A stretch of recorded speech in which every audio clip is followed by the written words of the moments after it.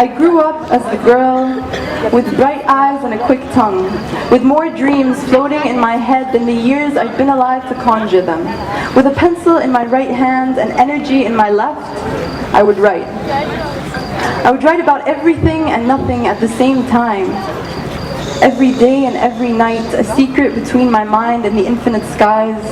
There are no limitations to art, I would say, to comfort and motivate myself. Sara, there are no limitations to art.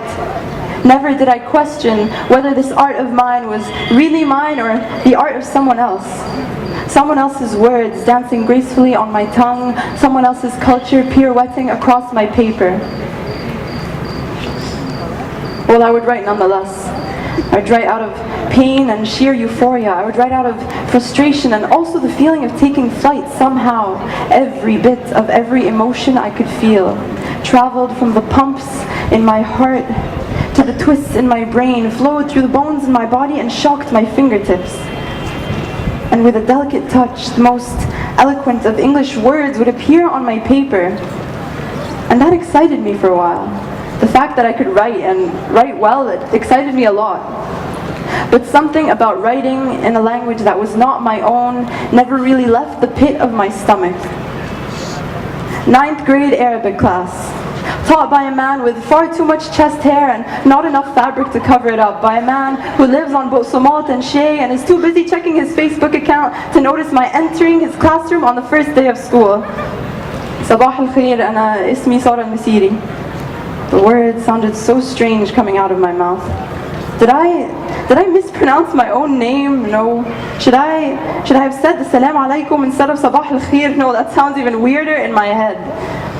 My stomach started forming those knots of unease and discomfort. The kind of knots that just leave you confused and in a hot and sweaty mess. I was flustered, and I think my teacher noticed because he quickly sat us all down and told us to pull out a sheet of paper. اكتب اسمك على الورقة، اقرا الدرس اللي في الكتاب واكتب لي اللي فهمته ومش عايز غير صفحة كاملة قبل آخر الفصل. Excuse me?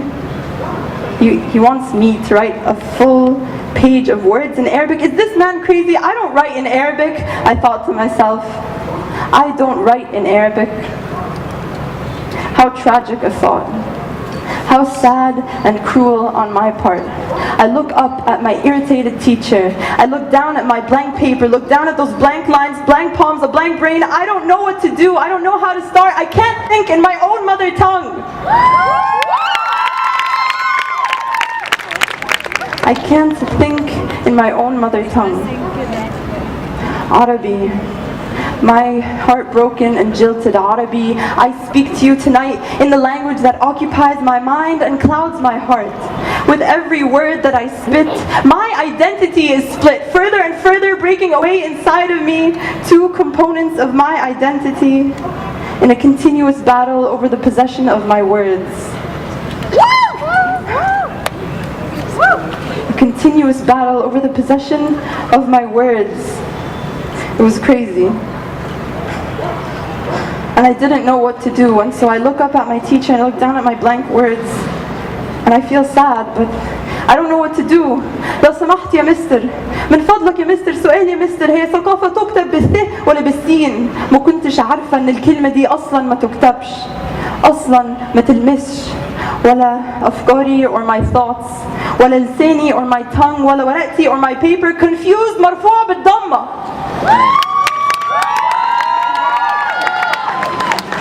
Confused مرفوع بالضمة.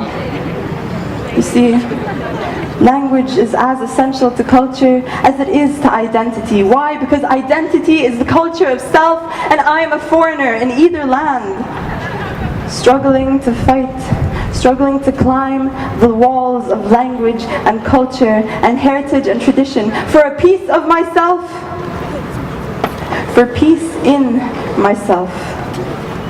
It breaks me every day. ولكن I have tried, حبيبتي يا عربي, I have tried to unlock the mysteries of your deeply troubled letters while I still could. But it isn't just me, okay? It isn't just me. You are falling. You are dying. When 53% of the students that take Arabic as a foreign language are native Arabic speakers, I know that you are dying. And I apologize for only managing to show up at your funeral. I apologize for the way things turned out. I apologize for the way I turned out. I whisper to my mother tongue in the unfathomable language of English. لغتي أنت لغتي. I whisper to her. I whisper to my mother tongue in the unfathomable language of English.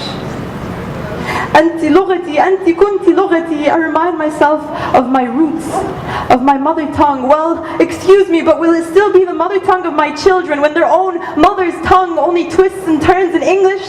Will it? And to the cultures that have succeeded in occupying my mind and dictating my every move and my every word, to the true wicked witch of the Western world of media and marketing and putting a gun up to the chin of any language that ever tried to defy your brainwashing power, I invite you. I invite you to axe at every single tree في الوطن العربي at your leisure. Build fancy white boats with our wood. Start cozy white fires with it, but please leave the roots in place. Because roots are all we've got left to remind us of what once was and what could have been. A new generation of independent Arab thinkers, a new wave of blue ribbon Arabic literature. Keep the roots in place so that poor, old, frail Arabic writers can have something to dream up at night, so that all the unread Arabic books and plays and poems and scripts can float somewhere in the air and feel alive, but so that I can pretend I belong, to a true Hawaiian.